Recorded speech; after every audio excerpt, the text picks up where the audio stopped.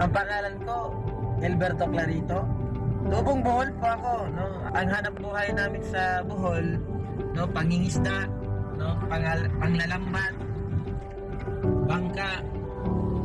At napakahirap yung buhay sa probinsya, kaya pumunta ako sa Manila dahil para makapaghanap ng trabaho. Nakapasok naman ako sa pabrika, almost 8 to 10 years ako nag-factory. Hanggang dumating sa punto na talagang ako nangarap, no? Pero guys, nabuhay ang aking pangarap simula nung naimbitahan ako sa DXC, no? Akala ko that time, no, yung mga pangarap natin hindi ko na makukuha. Kasi nga, yung sahod ko lang sa trabaho that time, mga 8,000 lang siya sa loob ng isang buwan. Pero alam mo, no, dahil nga may pangarap ako, pinaliwanagan ako ng nag-invite sa akin na pwede kang kumita higit pa sa edad mo. Kaya nag-join po ako sa DXM. Kahit wala akong pera, no, talagang nagsikap ako mangutang, nanghiram. Hinahiraman ko yung kapatid ko. Kaya nung ginawa ko na po ang DXM, naglalakad po ako sa kalsada, buong Valenzuela, nalakad ko yan. Sa pagbibenta, pag-aalok. Sinasabi ng upline ko, kapag ikaw ay gusto mo magtagumpay sa buhay, kailangan meron kang papakinggan. No? Hanggang dumating sa punto, nakilala ko si Sir Marquin Lopez. Yun yung mentor ko ngayon, na yun yung tumulong sa akin at nagbago sa aking buhay. Ang sarap na pakiramdam na doon sa ginagawa mo, ay unti-unti mo nakuha yung mga pangarap mo. Yung pangarap na bumili ka ng sasakyan, ito, nagdadrive ako ng sarili kong sasakyan. No? Ang sarap ng pakiramdam dahil inata ka pa. Nagmamaniho ka ng sariling sasakyan. Iba yung pakiramdam na nagmamaniho ka, minata.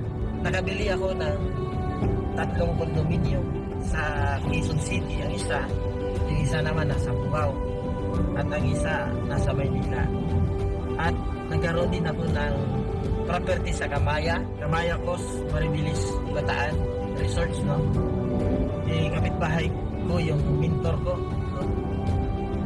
At nakapag-travel ako sa maraming bansa.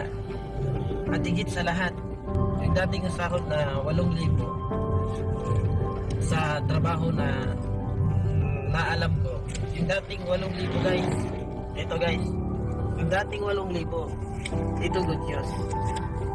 Ito na yung kinita ko kada buwan, no? Ang sarap ng pakiramdam na nakikita ka ng daan-daan every month na hindi ka pagod, no? Hindi ka stress, masayang-masaya ka. Bakit? Kasi guys, kung ikaw ay kumita ka ng 100,000 every month, ano kaya yung buhay na pwede mong mararanasan? Ano kaya yung pakiramdam mo, no? Ano kaya yung masabi ng magulang mo? Kaya sa mga may pangarap dyan, katulad ko, no?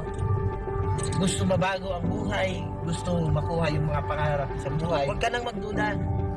Gawin mo to next. Nagkita tayo, no? Pwede kitang tulungan. At kung gusto mong makilala yung mentor ko, ipapakilala kita para hindi lang ako ang tutulong sa'yo, pati yung mentor ko. Kaya sa 3,100 pesos na puhunan para ikaw ay sumali sa DXM. Eh guys, sa tingin nyo, bawi na kaya ako? Ipalagay lang natin hindi mo itong kikitain yung 100,000. Kikita ka na lang ng kalahati ng 100,000. Sa tingin mo, bawi ka na kaya? Kaya naalala ko dati, yung sinabi ng nag-invite sa akin, kung mayroong pagkakataon na yung isang taon mong magiging sahod, pwede mo kitain lang ng isang buwan. Kung mayroong chance na pwede mo ito marating, pwede mo ito makuha, gawin mo siya. Bakit? Yung isang taon kong sahod dati, ngayon po ay nagiging isang buwan na siya. Ang maganda niyan, araw-araw diyo, yung nag-imbita sa akin, pinapasalamatan ko dahil kung hindi niya ako inimbitahan, hindi ko mabago ang aking buhay.